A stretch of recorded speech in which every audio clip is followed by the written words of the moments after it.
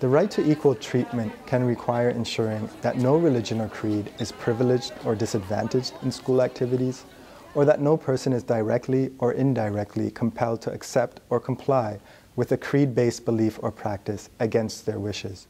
Board policy states that faith is a part of a person's identity, and faith accommodations serve to honor and respect the whole person. And as such, we have a duty to accommodate.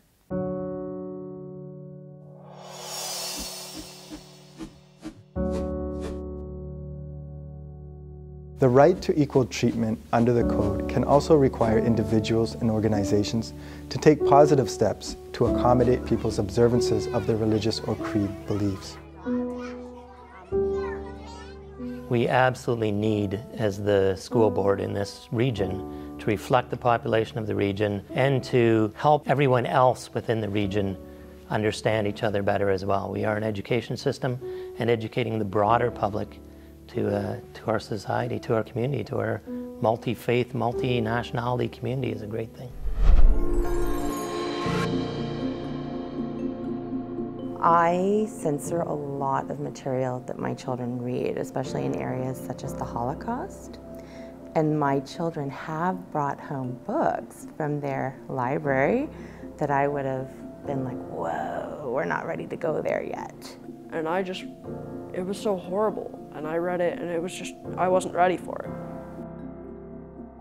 They might be wearing the kachera, which is undergarment, where the student might feel that they need some accommodation as in a change room that's separate, where they don't feel like other students are going to see them in those and say, what is this? No one wants to be pointed out as different. But when they reach puberty, from Islamic perspective, there should be regulations between two sexes and males and females. Most requests are around music, dance, maybe physical education, sex education. These are four main areas. But once you start having accommodations which are very specific, like gender sitting in the same class, we start accommodating too much when there is too much expectation, that can be a challenge. Halloween was one instance.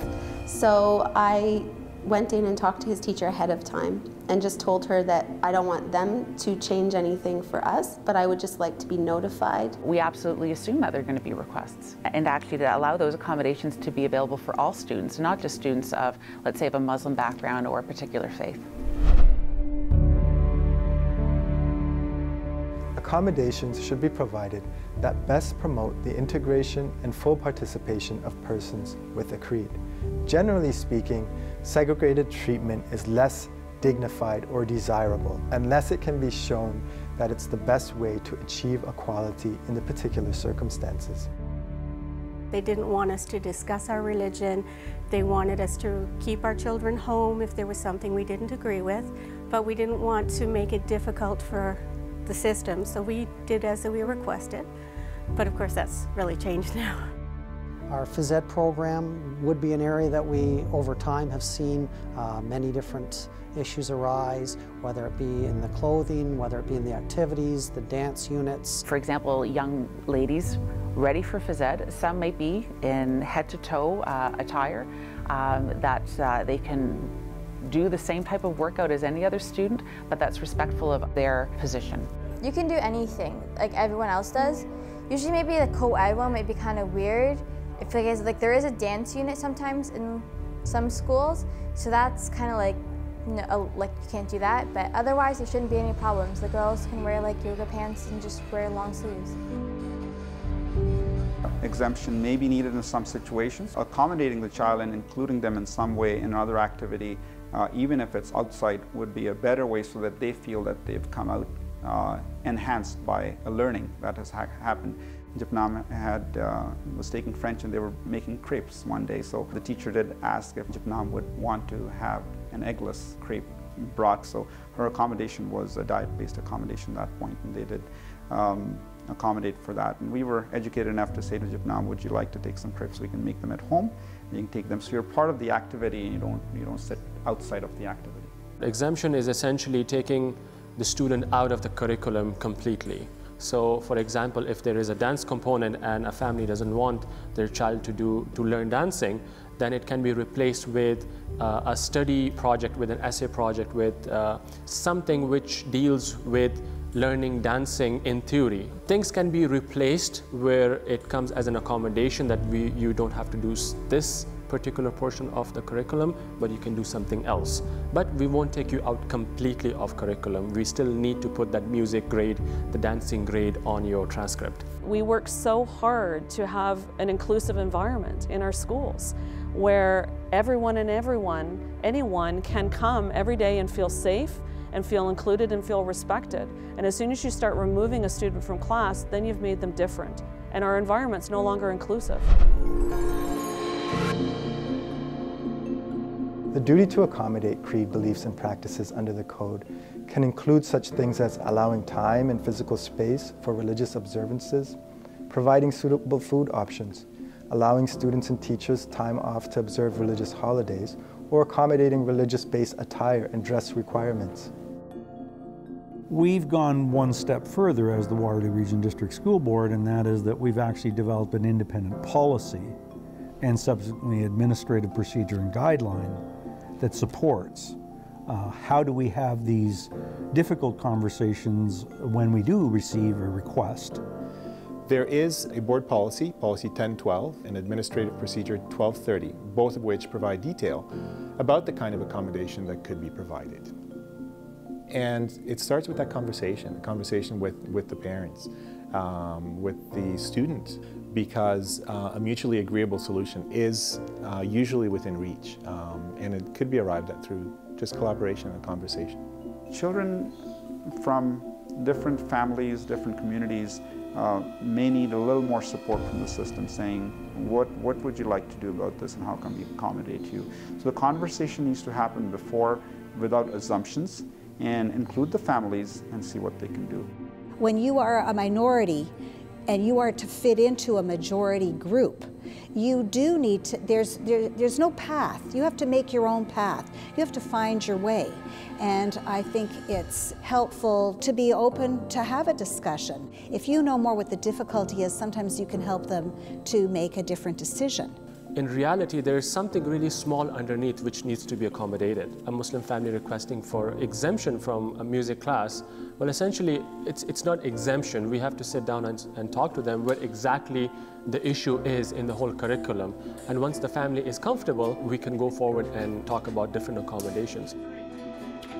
So rather than non-participation, accommodation involves finding through collaboration ways for the student to participate in an alternative related activity. This allows the student to meet the overall curriculum expectation in a differentiated way. Ideally, accommodations are identified through a collaborative process of arriving at a mutually agreeable plan of action for parents, teachers, and students.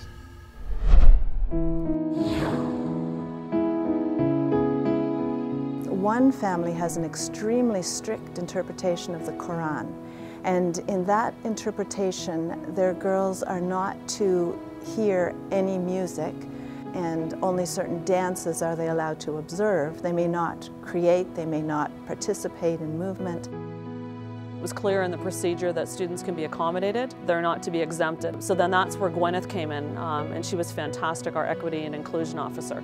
Good communication goes a long way. To understand maybe someone's perspective or someone's religion, that can open up to not just only education, but a really common understanding. You have to understand which scholars they're following in their religion. And you need to take yourself and put yourself in that parent's heart and mind and shoes, and how they are caring for their child the best they can in doing this. Most of the time, the parents are more than happy to share about their beliefs and understanding. And so then within that, then you work towards, okay, this is what we can offer you, and this is what you expect of us, and where do we meet each other kind of in the middle. In my experience, most of the administrators that I have worked with, they really do want to do the accommodation. In their tradition, they have something called nasheed, raising your voice in praise of Allah and the Prophet. We have found a space in the music curriculum where it talks about responding and reflecting on music. They've given me, I think, about 180 nasheed on an iPod. And I get to go through them and then write up and create worksheets for the girls to respond to them. They can only reflect on it in the personal aspect of their lives because they're not to know music. Really, it was us putting our heads together, and she asked lots of great questions, and she would come to me and say, okay, this is what I'm thinking of doing, what do you think? An imam came as well at one time, and then the conversation with the dad, and then just my creativity. And he was very supportive of our need to run our school according to our ministry mandates and our board policies and procedures. The professional growth has been to really look at the board policy and try and understand why this needs to be done in this way. And I didn't want any of my students to feel that there's anything odd about this. So I just do it and be as positive and gracious and calm and peaceful as I can be.